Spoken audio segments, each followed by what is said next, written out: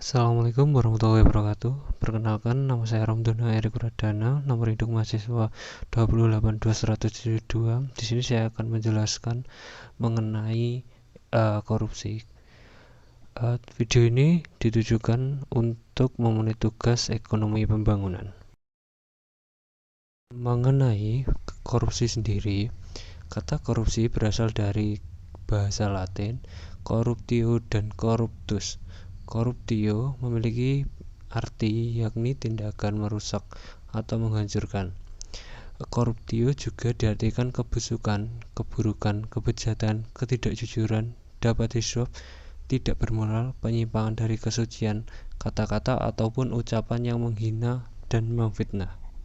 Kata corruptio masuk dalam bahasa Inggris menjadi kata corruption atau dalam bahasa Belanda menjadi corruptie. Kata korupti dalam bahasa Belanda masuk ke dalam pembendaraan Indonesia menjadi korupsi.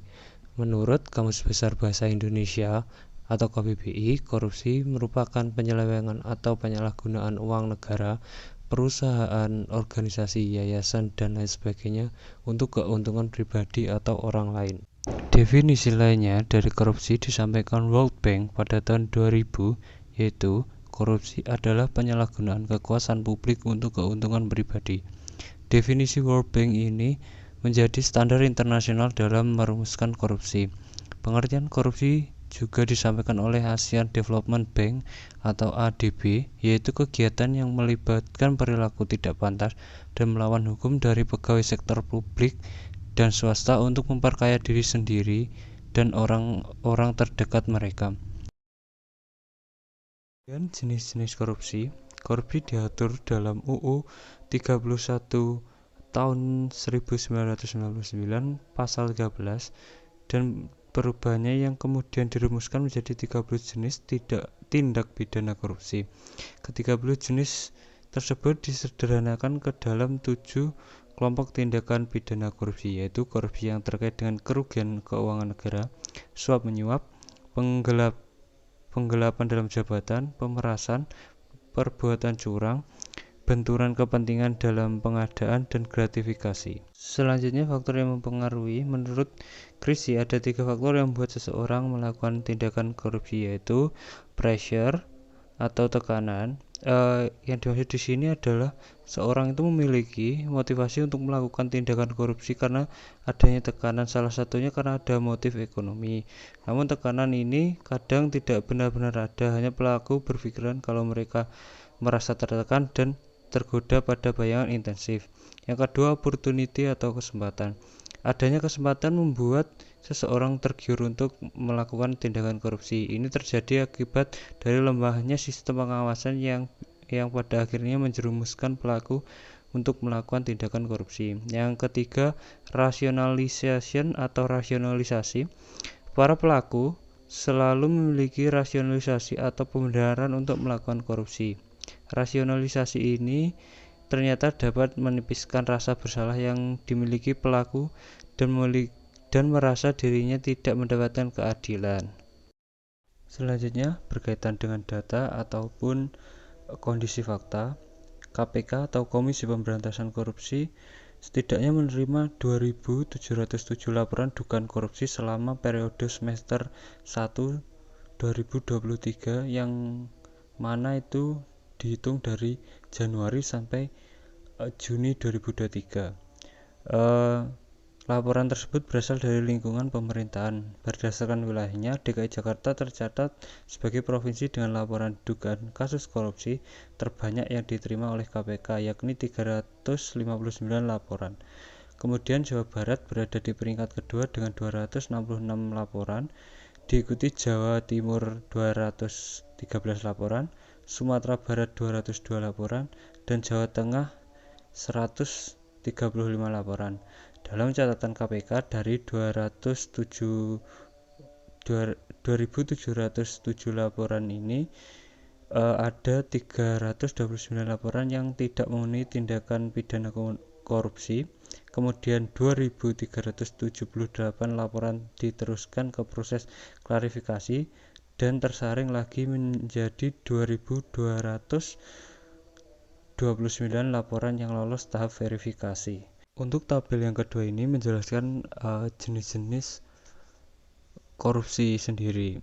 Perkara terbanyak berupa penyuapan atau gratifikasi dengan jumlah total 44 kasus, setara dengan 51,76% dari total kasus korupsi yang ditangani KPK sampai akhir bulan Oktober.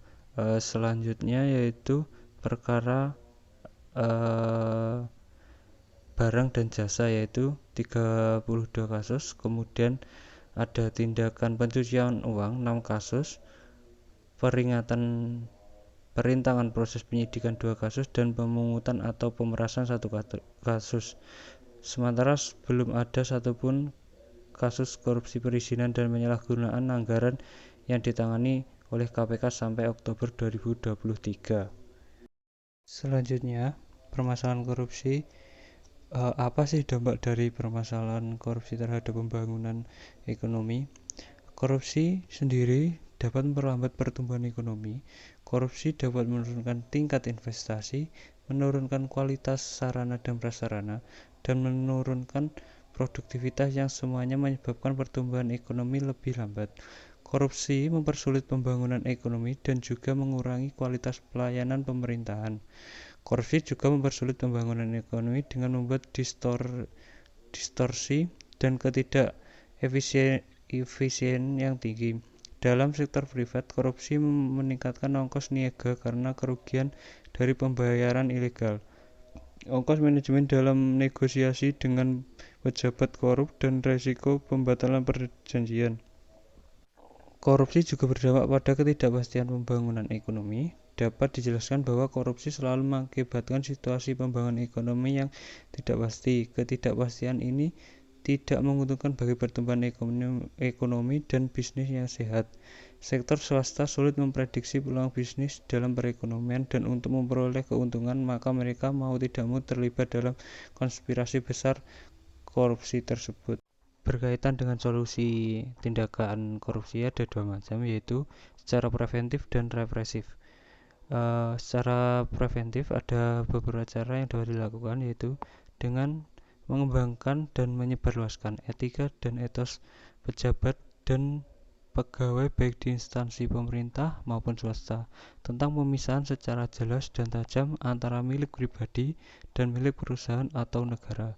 Yang kedua, mengusahakan perbaikan penghasilan gaji bagi pejabat dan pegawai negeri sesuai dengan kemajuan ekonomi dan kemajuan swasta, agar pejabat dan pegawai saling menegakkan wibawa dan integritas jabatannya dan tidak terbawa oleh godaan dan kesempatan yang diberikan oleh wewenangnya. Yang ketiga yaitu menumbuhkan kebanggaan dan atribut kehormatan diri setiap jabatan dan pekerjaan. Yang keempat, bahwa teladan dan perilaku pimpinan atau atasan lebih efektif dalam memasyarakatkan pandangan, penilaian, dan kebijakan. Yang terakhir, menumbuhkan pemahaman dan kebudayaan politik yang terbuka untuk kontrol, koreksi, dan peringatan, sebab wewenang dan kekuasaan itu cenderung disalahgunakan. Untuk cara yang kedua sendiri, secara represif, cara yang dapat digunakan antara lain memberikan hukuman badaniah berupa penjatuhan pidana yang terberat, dan yang kedua wajib mengembalikan ke kas negara jumlah uang atau kekayaan negara yang dikorupsi. Ketiga, perlu penayangan wajah koruptor di televisi atau media massa lain agar dirinya dan keluarganya merasa malu. Yang keempat, masyarakat memberikan sanksi moral kepada koruptor, misalnya berupa aliansi sosial. Dan yang terakhir, pencatatan ulang terhadap kekayaan pejabat agar dapat diketahui sumber-sumber kekayaan. Mungkin sekian penjelasan dari saya, ada kurang lebihnya saya mohon maaf. Berkata wassalamualaikum warahmatullahi wabarakatuh.